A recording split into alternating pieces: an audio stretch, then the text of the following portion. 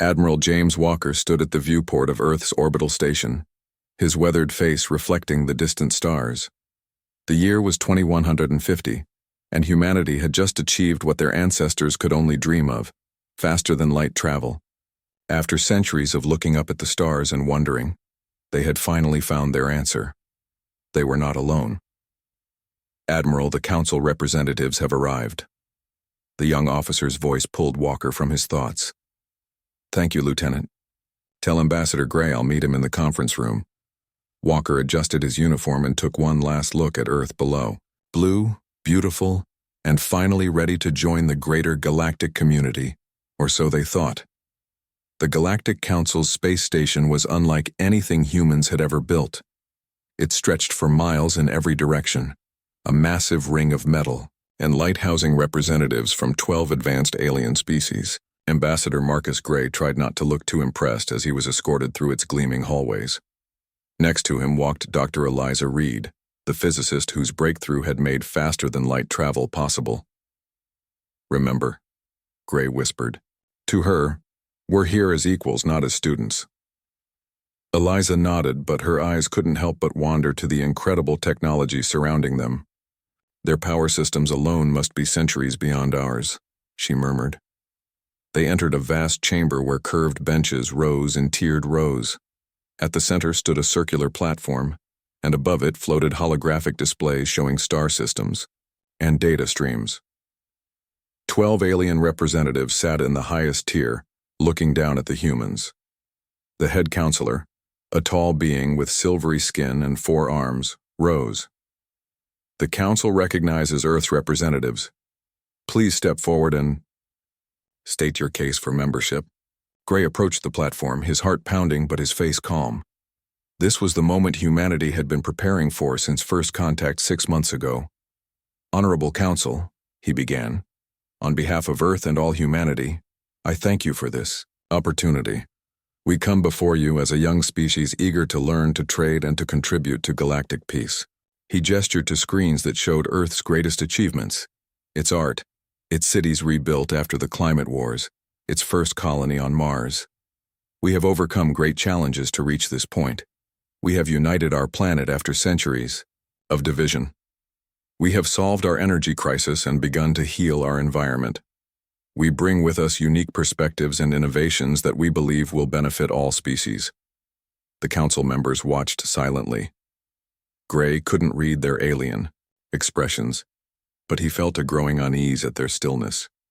When he finished his presentation, there was no applause, no questions, only silence. Then, the representative from the Arvoni species, beings with dark purple skin and eyes that glowed yellow, touched a control panel. New images appeared above the platform, images of Earth's history that made Gray's blood run cold. Nuclear explosions, battlefields strewn with bodies, concentration camps, environmental disasters. "Is this also humanity?" the Arvoni asked, voice cold and flat. Gray stammered, That's our past. We've moved beyond." "Have you?" interrupted another council member, this one resembling a giant insect. "Our observations show that humans still resolve conflicts with violence. Your entertainment glorifies warfare. Your nations still maintain armies. All species have troubled histories," Gray argued. "We've learned from ours." The head counselor raised a hand for silence. "We have studied your kind since you first split the atom. You humans develop technology far faster than you develop wisdom. You are unpredictable, emotional, and dangerous." Dr. Reed stepped forward without permission. "That's unfair. We've made mistakes, yes, but we've also shown tremendous capacity for growth and compassion." Silence. The head counselor's voice boomed through the chamber. "This is not a debate." The 12 council members touched panels before them. A vote was taking place. Gray felt sweat beading on his forehead. This wasn't going as planned. Not at all. "The council has reached its decision," announced the head counselor. "Earth is deemed a Category 3 threat to galactic stability. No, council species will be permitted to share technology with humans. No trade routes will include the Sol system. A quarantine buoy network will be established to monitor all activity within your system. You are, effectively, contained. Gray couldn't believe what he was hearing. Contained? We came here in peace. We've done nothing to threaten you. It is not what you have done, said the head counselor. It is what you might do. The decision is final. You will be escorted back to your ship immediately. The return journey to Earth was the longest of Gray's life. How could he tell humanity that instead of joining a bright new future, they had been labeled as dangerous and quarantined like a disease?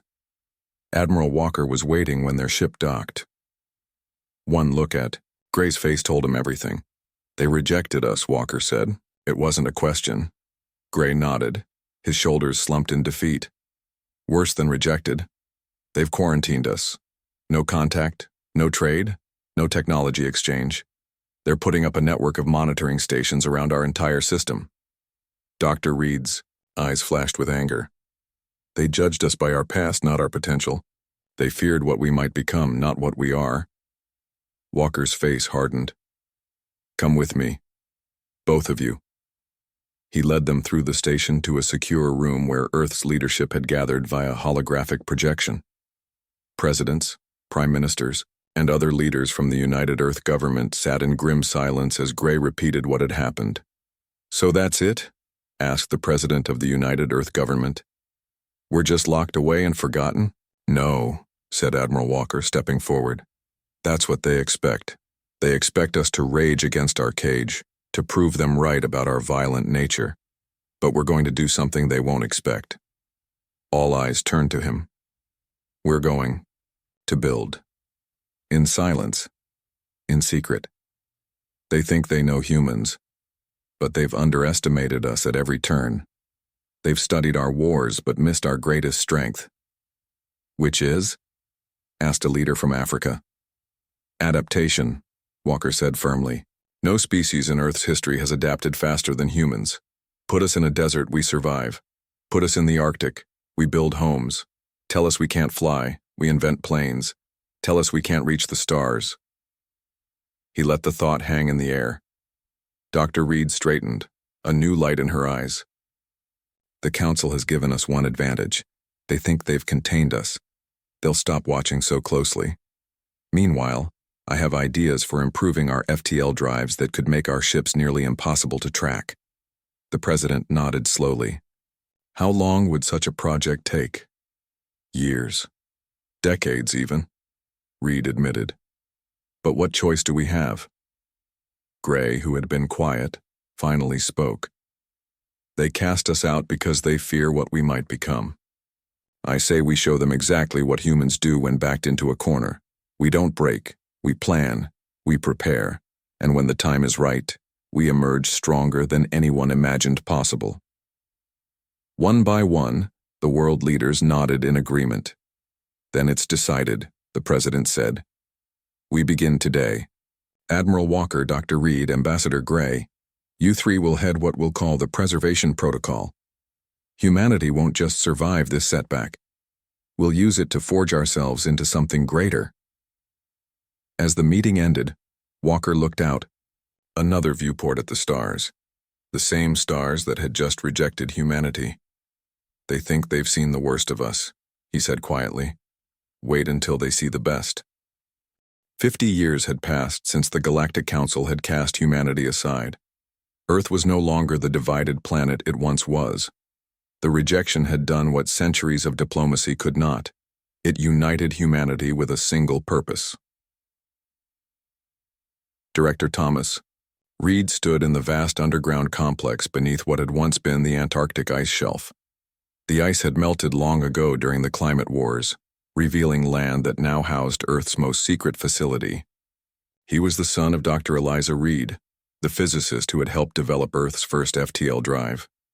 Now he carried on his mother's work with the same fierce determination. Director, the stealth test is ready, said his assistant. Thomas nodded and walked to the control room. Through the viewing window he could see the sleek black ship waiting in the massive chamber. It didn't look impressive, and that was exactly the point. It was designed to be forgotten, to slip past eyes and sensors alike. Begin the test, Thomas ordered. The ship hummed to life, but instead of the bright energy signature that most ships produced, this one seemed to fade from view, becoming a shadow among shadows. Stealth systems functioning at 98% efficiency, reported a technician. Council standard sensors would need to be within 100 meters to detect it. Thomas allowed himself a small smile. And no Council ship has come within 1,000 kilometers of our system's edge in 15 years. They've grown complacent. Just as Admiral Walker predicted, said a voice behind him. Thomas turned to see General Lisa Walker, daughter of the now legendary Admiral James Walker. She had her father's steady gaze and strategic mind, now in command of Earth's growing shadow fleet. Your father would be proud, Thomas said. Phase 2 begins tomorrow. Lisa nodded. The Council thinks we're still licking our wounds, trapped in our little corner of the galaxy. They have no idea what's coming. Agent Ben Foster moved through the crowded alien spaceport with practiced ease. Though he was human, few would notice. His features had been subtly altered, his skin tinted a pale blue to resemble the Trellan traders who frequently visited this hub. The Council maintained hundreds of trading posts like this one on the edges of their territory, places where the 12 official species and their various client races could exchange goods. Humans, of course, were not welcome, but humans had become very good at not being noticed. Foster slipped into a maintenance corridor, checking his wrist device. He had 15 minutes before the security sweep. 15 minutes to access the data hub and extract what Earth needed. He placed a small device against the wall, and it quickly cut through the metal, creating an opening just large enough for him to squeeze through. Inside was a forest of crystalline data storage units pulsing with light. Working quickly, Foster attached data leeches to 3 of the crystals. The tiny devices copied the stored information without triggering the usual access protocols. It was technology developed on Earth, based on principles that the Council would never expect humans to understand. His wrist device beeped softly, 5 minutes remaining. Foster retrieved the data leeches and sealed the wall behind him. By the time security arrived, there would be no trace of his presence. As he blended back into the crowd, Foster allowed himself a moment of satisfaction. In his pocket were the latest Council shipping routes, security protocols, and, most valuable of all, technological schematics that Earth's scientists would study and improve upon. The Council had made a critical error in their judgment of humanity. They had expected humans to either accept their fate or fight against it openly. They had not expected this patient, silent gathering of knowledge, this slow and careful expansion. On the bridge of the EDS Pathfinder, General Walker reviewed the latest reports. Earth defense ship, that's what they called them officially. But these ships weren't defending Earth anymore. They were extending humanity's reach among the stars. General, we're approaching the target system, said her navigator. Take us out. Of FTL silent running, Lisa ordered. The Pathfinder slipped into normal space like a knife into water, its presence masked by the stealth technology Thomas Reed had perfected. Before them hung a yellow star with 7 planets. According to ancient Council records that Foster's team had recovered, this system had been surveyed once, centuries ago, and dismissed as having no habitable worlds. The Council had been wrong. The 4th planet had everything humans needed: water, breathable atmosphere, and rich mineral deposits. It was simply too far from the galactic center to interest the Council's core species. Send the survey teams, Lisa said. I want reports within 6 hours. Her second-in-command hesitated. General, if we establish a colony here, we'll be committing significant resources outside our system. If the Council discovers it, they won't, Lisa said firmly. And even if they did, we're not violating their quarantine. They told us to stay in our system. They never forbade us from settling elsewhere. She smiled thinly. The Council should have been more specific in their restrictions. 3 months later, the first human colony outside the Sol system was taking shape. They named it New Dawn, and though it was small, just 5,000 people to start, it represented something profound. Humanity had taken its first step beyond the prison the Council had created for them. Thomas Reed stood with Lisa Walker on a hilltop overlooking the new settlement. Prefabricated buildings gleamed in the alien sunlight, and earth plants were already taking root in the fertile soil. My father said this day would come, Lisa said quietly. He didn't live to see it, but he knew. Thomas nodded. My mother, too. They laid the foundation for all of this. A technician approached them, carrying a small device. Director Reed, the quantum communicator is ready for its first test. This was the moment Thomas had been working toward for years. If it succeeded, it would change everything. The quantum communicator used principles that even the Council's scientists had barely explored, the ability to link particles across vast distances, allowing instant communication that couldn't be detected or intercepted. Connect to Earth Command, Thomas ordered. The device hummed softly. For a moment, nothing happened. Then a voice came through, clear as if the speaker were standing beside them. New Dawn, this is Earth Command. We read you perfectly. Thomas and Lisa exchanged looks of triumph. With this technology, humanity could coordinate its expansion across dozens, eventually hundreds of star systems, all while remaining invisible to the Council's watching eyes. Send the message, Thomas told the technician. Tell them Phase 2 is complete. Begin Phase 3. As the sun set on humanity's first extrasolar colony, Thomas looked up at the unfamiliar stars. Somewhere out there, the Council continued its business, secure in the knowledge that humans were safely contained.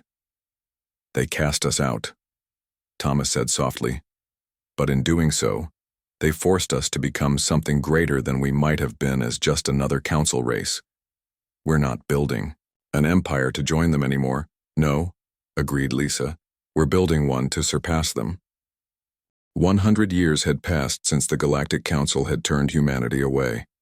What had begun as a desperate plan for survival had evolved into something the Council could never have imagined.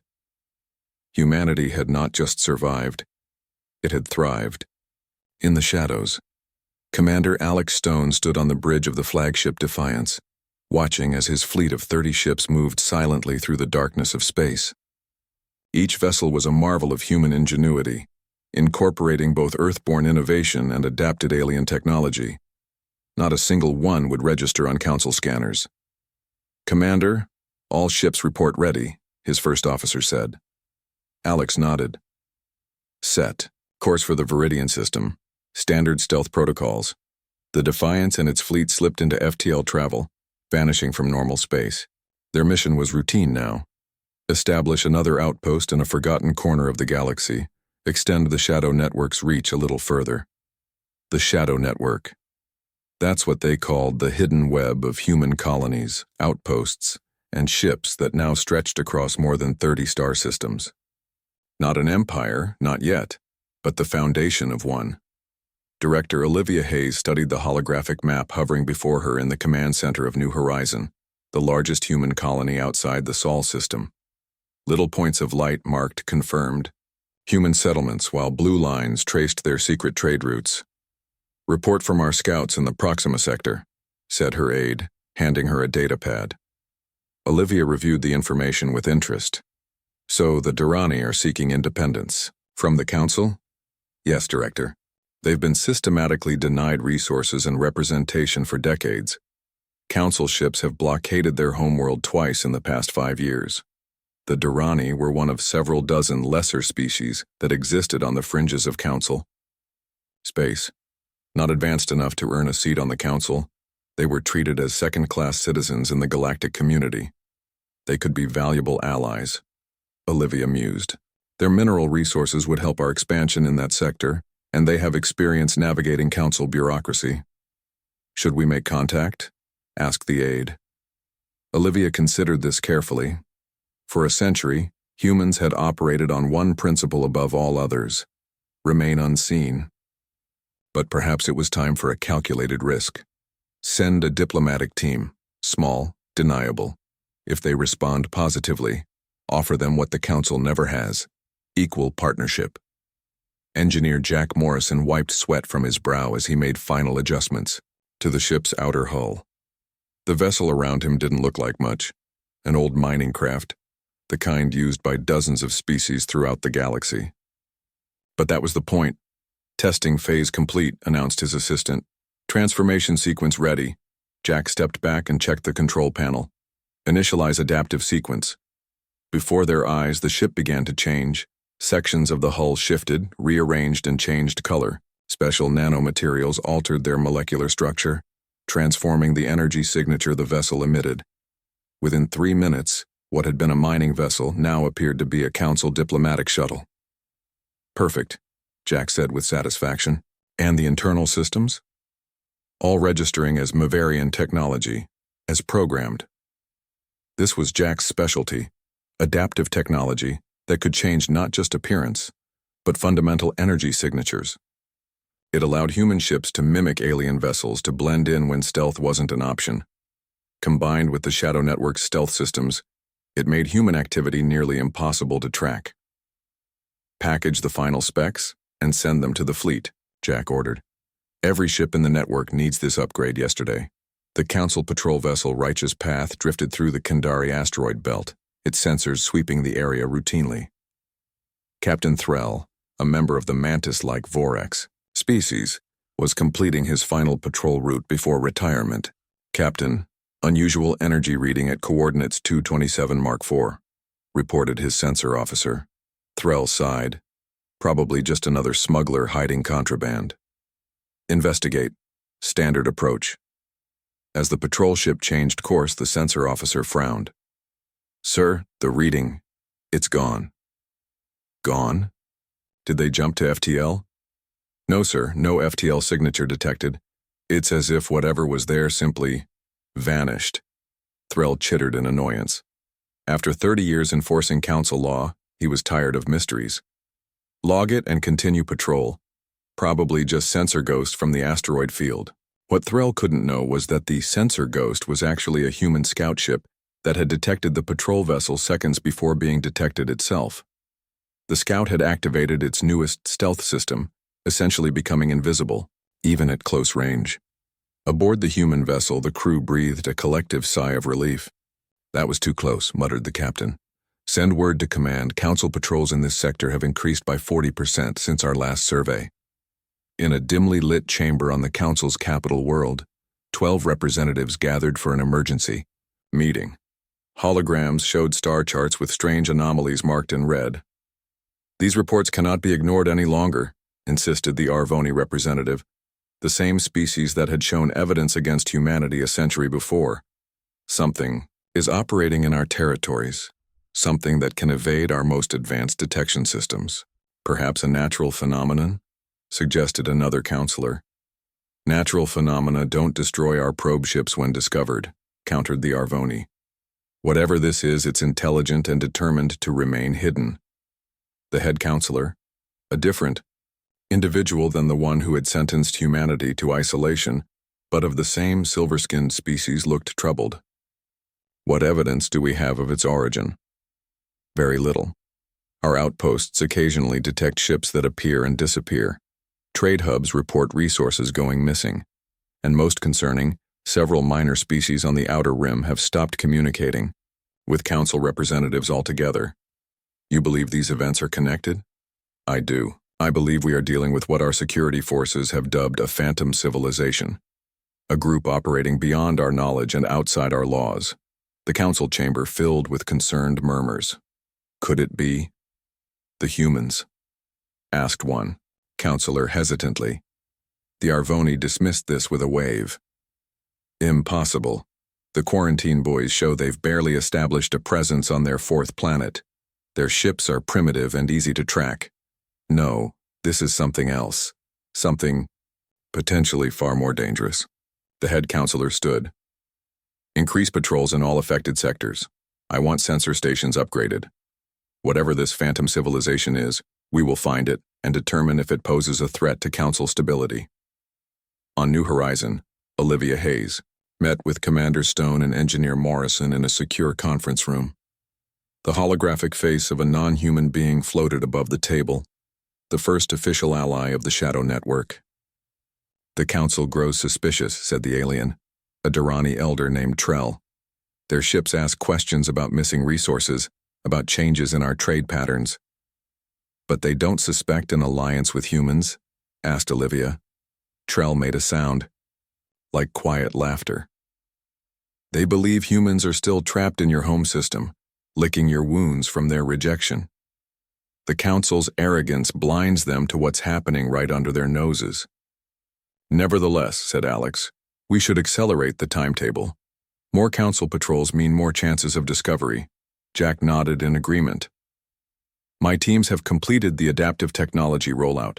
We can begin Phase 4 immediately. Olivia studied the map of their growing network of allies and outposts. What had begun as humanity's desperate bid for survival had evolved into something greater.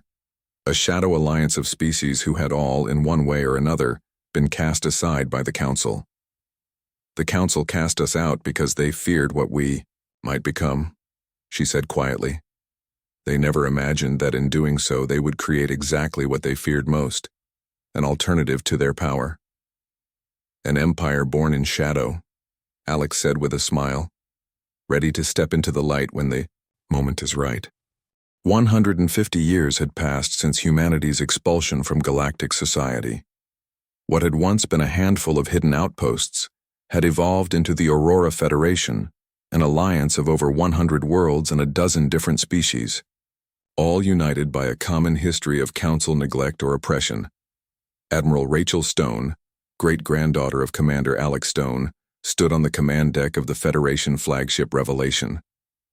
At 2 kilometers long, the vessel was the largest and most advanced warship humans had ever built, though no Council world had ever seen it. The ship's name was fitting. Rachel knew that the time for hiding was coming to an end.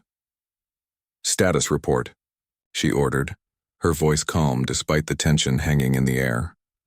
All battle groups report ready, Admiral, her first officer responded. The fleet is in position, cloaking systems engaged. Rachel nodded. Around the Revelation, invisible to normal sensors, floated 200 ships of the Aurora Federation's first fleet.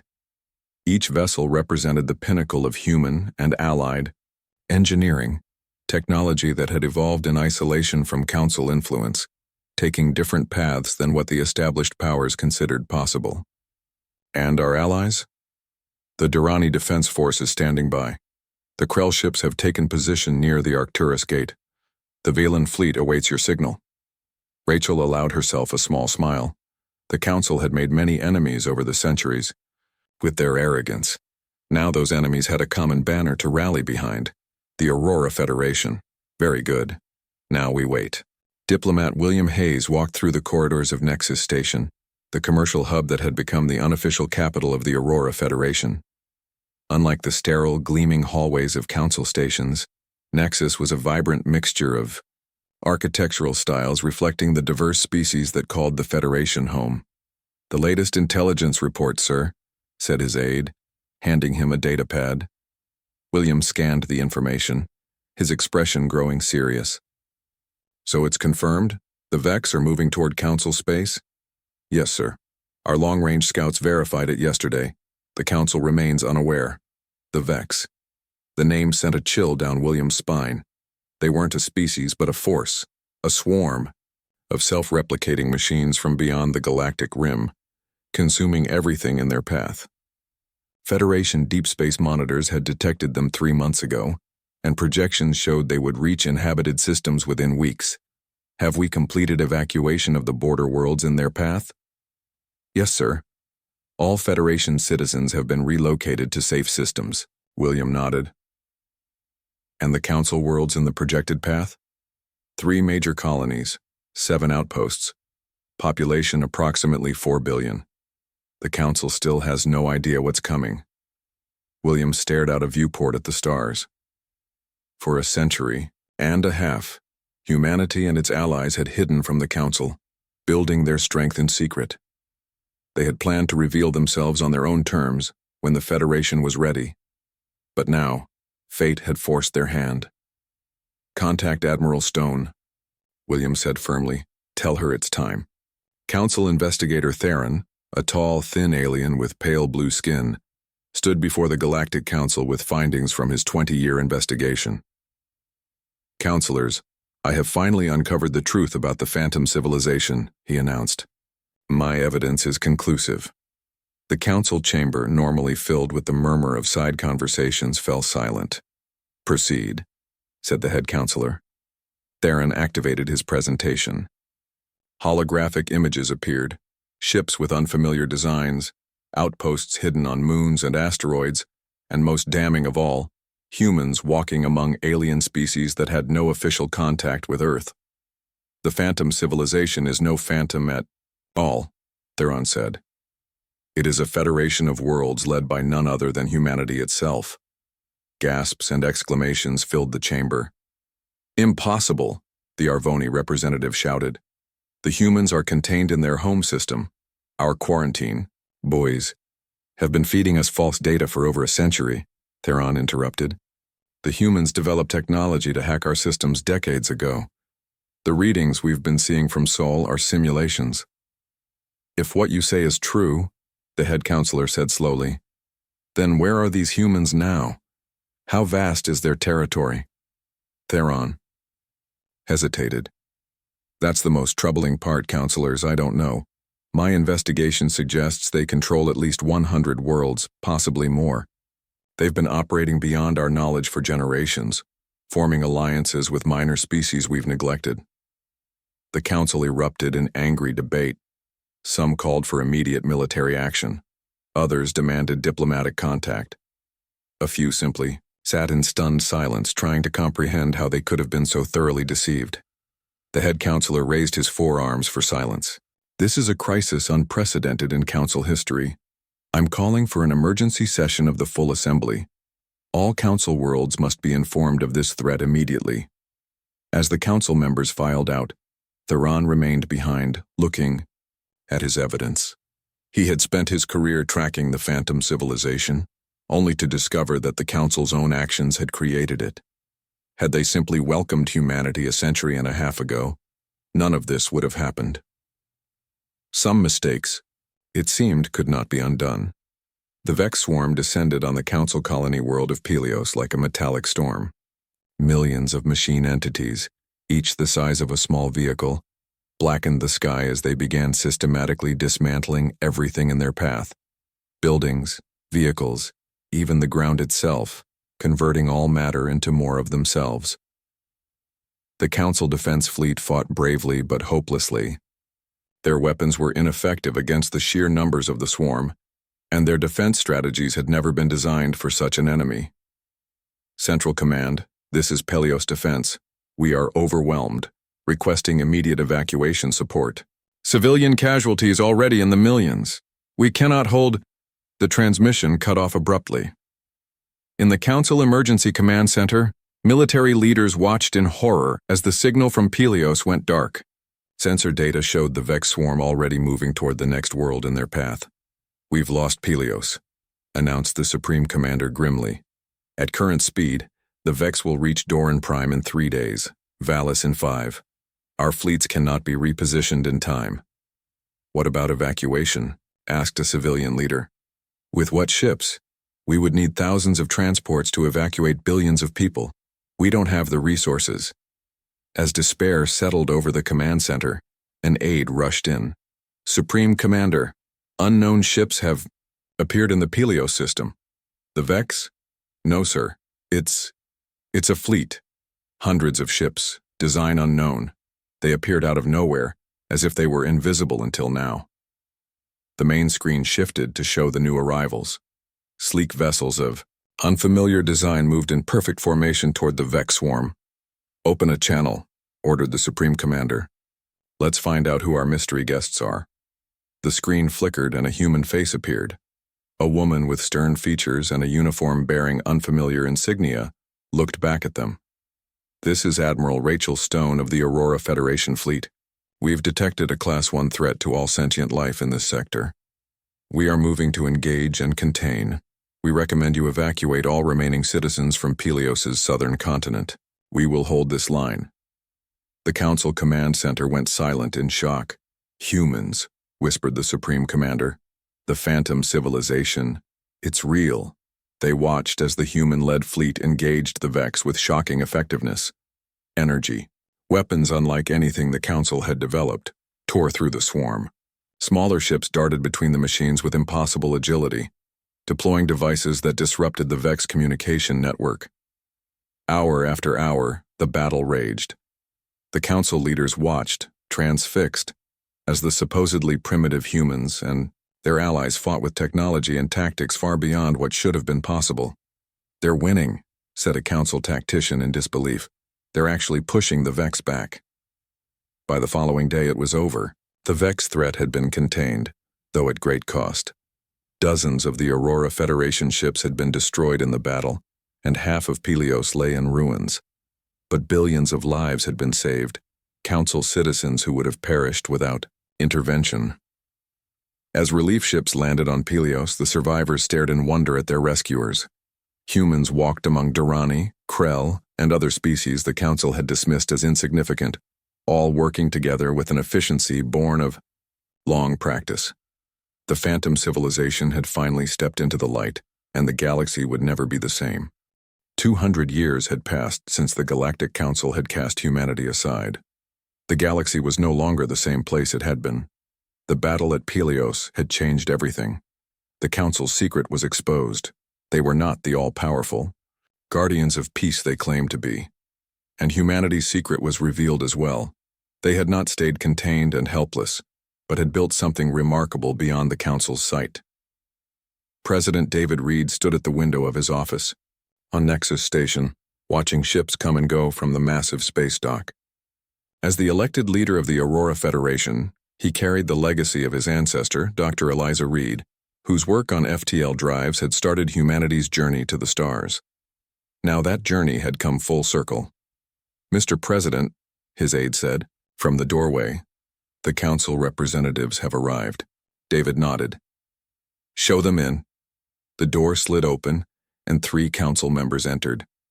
Unlike the proud, dismissive aliens who had judged humanity 2 centuries before, these representatives looked humbled.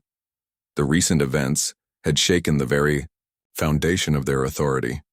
"President Reed," said the lead representative council leader Azeroth, a tall being with silver skin and 4 arms. His species had led the council for millennia, but now he came as nearly an equal, not a superior. "Thank you for agreeing to meet." "Of course," David replied. "Please, sit." As they took their seats, David studied them carefully. Azeroth was different. From most council leaders, he had been among the first to acknowledge that the old ways had failed.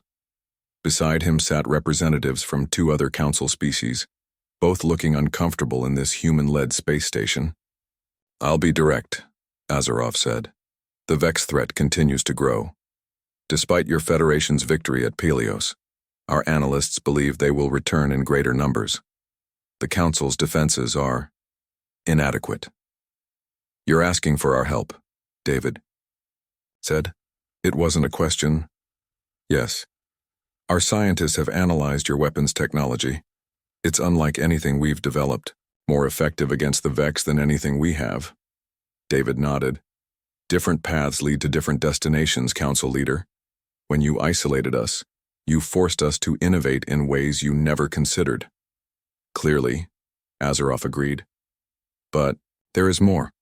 The Council itself is fracturing. Many worlds seek to join your Federation instead." This didn't surprise David. Since the revelation of the Aurora Federation's existence, dozens of Council worlds had reached out, impressed by both the Federation's military prowess and its more equal governance structure. "The old order is changing," David said. "Perhaps it's time for something new." Grand Admiral Maria Walker, the latest in the long line of walkers who had helped build humanity's hidden empire, stood on the bridge of the Defiance II, namesake of the original flagship from a century before. Around her ship, the largest fleet ever assembled in the galaxy prepared for battle. "Status report," she ordered. "All Federation ships in position, Admiral," her first officer replied. "Council vessels moving into formation alongside, though their coordination is lacking." Maria nodded. This joint operation was unprecedented. Council ships and Federation ships fighting side by side against the returning Vex threat. For 2 centuries, they had been potential enemies, with the Council unaware of the growing power beyond their borders. Now, survival depended on cooperation. Open a channel to the Council fleet, Maria ordered. The face of a Council commander appeared. On screen, Admiral Walker, my ships await your command. We will follow your battle plan. Words that would have been unimaginable just months ago. The mighty Council, following a human admiral's orders. Maintain formation and remember the strategy, Maria said. The Vex adapt quickly. Don't deviate from the plan unless absolutely necessary. As the enemy approached, a swarm of machines even larger than the one at Pelios, Maria felt a strange sense of completion. Her ancestor, Admiral James Walker, had promised that humanity would return to the stars stronger than ever. Now they didn't just have a place among the stars. They were leading the defense of the galaxy itself. All ships, engage on my mark, she commanded. For Earth and the Federation. Council leader Azeroth walked alone through the memorial garden, on what had once been the Council's capital world. The garden had been created to honor those lost in the Vex attacks. Stone monuments bore the names of planets and people, a somber reminder of how close they had come to destruction. A figure waited for him near the central fountain. President David Reed had arrived for their private meeting. Thank you for coming, Azeroth said. I thought it appropriate to meet here, away from advisors and politics. David nodded. Some conversations need to happen face to face. They walked together through the garden, an unusual sight, a human and a council leader as equals. The joint fleet was successful, Azeroth said. The Vex have been pushed back beyond the galactic rim. Admiral Walker's strategy was brilliant. Maria comes from a long line of military minds, David replied. Her ancestors helped build our Federation from nothing. Azeroth stopped walking. That's what I wanted to discuss with you. The Council, as it has existed for thousands of years, is finished. Too many worlds have left us to join your Federation. Our authority has been compromised. And yet the galaxy still needs governance, David said carefully. Yes. Azeroth turned to face him directly. I am proposing something unprecedented, not a surrender, not an absorption, but a merger. A new galactic alliance, built on the strengths of both our systems. David raised an eyebrow. The Council would agree to this? What remains of it, yes. The alternative is to fade into irrelevance while your Federation becomes the dominant power. Azeroth made a gesture that indicated humility in his culture. We were wrong about humanity, President Reed. We judged you by your past rather than your potential. In doing so, we nearly destroyed ourselves. 1 month later, representatives from over 500 worlds gathered in the Grand Assembly on Nexus Station. The chambers, built with the same secretive efficiency that had characterized all of humanity's works over the past 2 centuries, now played host to the most significant political event in galactic history. President Reed stood at the central podium, with Council leader Azeroth beside him. Together they faced the assembled delegates, former Council worlds, Federation members, and independent systems, all gathered to witness the birth of something new. 200 years ago, David began, humanity reached out to the stars, hoping to join a galactic community. We were judged unworthy and cast aside. Today we gather not to remember old wounds but to heal them. Not to replace one imperfect system with another, but to create something better together. He pressed a button on the podium, and a massive hologram appeared above the assembly, a new emblem that combined elements of both the Council and Federation symbols. Today we establish the Galactic Alliance, a union of equals, where no species is judged by its past, where innovation is celebrated, not feared, and where we face the future as one united galaxy. The chamber erupted in applause and various expressions of approval from the diverse species present. On a balcony overlooking the proceedings, Grand Admiral Walker stood with an elderly human man, the last surviving member of the original Preservation Protocol team that had started humanity's secret journey 2 centuries before. Did you ever imagine it would end like this? Maria asked him. The old man smiled. Admiral James Walker, your ancestor and my old friend, once told me that humanity's greatest strength wasn't our technology or our determination, though those are formidable. It was our ability to forgive. He gestured toward President Reed and Council Leader Azeroth, now signing the founding document of the new alliance. The Council feared what we might become, and in their fear, they created exactly what they were afraid of, a human power that could challenge them. But in the end, we chose not to seek revenge but partnership. That's the final lesson in all of this. That's what makes humanity truly great. As the ceremony concluded, a group of workers outside the station began installing a new monument. It was a simple stone obelisk bearing the words, "From exile to example, humanity's journey reminds us that no species' potential should ever be judged by its past alone. The human empire that no one saw coming had not conquered the galaxy. It had transformed it."